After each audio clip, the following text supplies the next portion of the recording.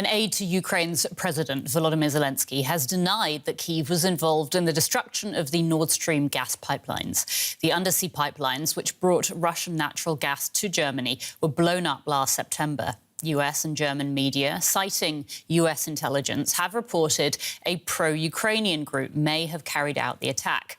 The Kremlin, meanwhile, has dismissed the allegations as a, quote, attempt to rig the news. This recording is from the moments after the Nord Stream pipelines exploded and started leaking gas. Countries have blamed each other for the damage since September 2022. Now, new intelligence suggests that a pro-Ukraine group was behind it. An aide to Ukraine's President Volodymyr Zelensky has denied any involvement by Kyiv. Russia, meanwhile, has dismissed the report.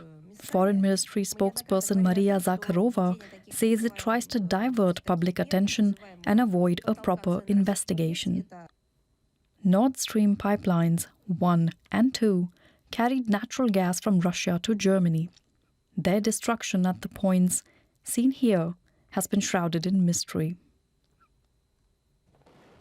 The blasts occurred nearly half a year into Russia's invasion of Ukraine. Various players could have had something to gain from the attack. Experts say those include Russian oligarchs. I mean, let's not forget that the oligarchs were the powerful figures in Russia right up until just about a year ago. So lots of very wealthy, influential and networked people would have political and financial reasons potentially to help undermine Putin's war effort and recover maybe some of what they had lost. Meanwhile, US officials have said it is too early to draw conclusions. There are 3 countries that are investigating exactly what transpired. Our German allies, our Swedish and Danish partners as well. They've opened investigation into what has happened. Those investigations are ongoing. As we always do, we're going to let those investigations play out before we comment on any potential findings or conclusions. There are many murky questions. Who ordered the attack? Who executed it? And who paid for it? But perhaps the biggest question, who is benefiting from it? And will we ever know? For more, I'm joined now by our political correspondent, Benjamin Alvarez-Gruber. Benjamin, let's start with this joint investigation by 3 German media outlets, bringing to light some of this new evidence. Can you tell us what exactly did they find out?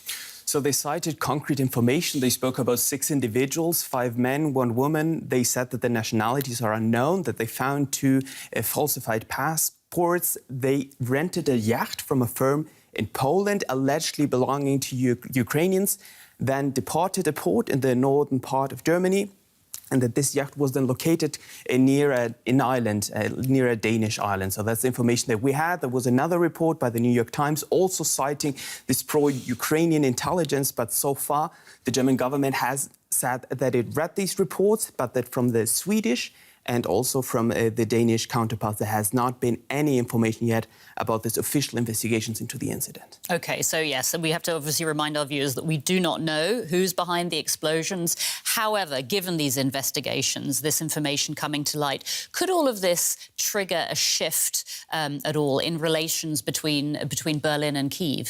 It would definitely strain the relationship that not only Germany, but the Western world has with Ukraine, with supplying them also with a weapon system, with helping them also on a diplomatic level.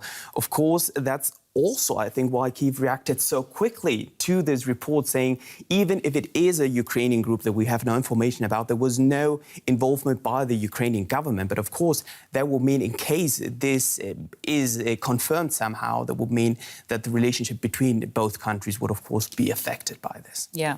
Now, the Nord Stream gas pipelines, they were a project run by the German and the Russian governments. Can you remind us, please, of the role that these pipelines played between Germany and Russia in in, the lead up and in the early stages of the war? They played a central role, and for many, it's a symbolism of the dependency that Germany had in the past with Russia. Now they moved to other sources of energy. We have to make a difference between Nord Stream 1 and Nord Stream 2 because the first pipeline was inaugurated in 2011 by now former German Chancellor Angela Merkel.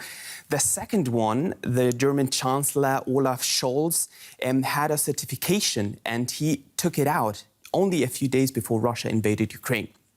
But the criticism was really strong with this project, with many saying that it's not just that there is gas being sent from Russia to Germany, but there's a geopolitical aspect and that Russia will be able to then have a lot of influence over Germany. And that was one of the big problems when Germany then tried to distance itself from Russian gas. It was pretty difficult because it was so dependent of the gas that was sent over then.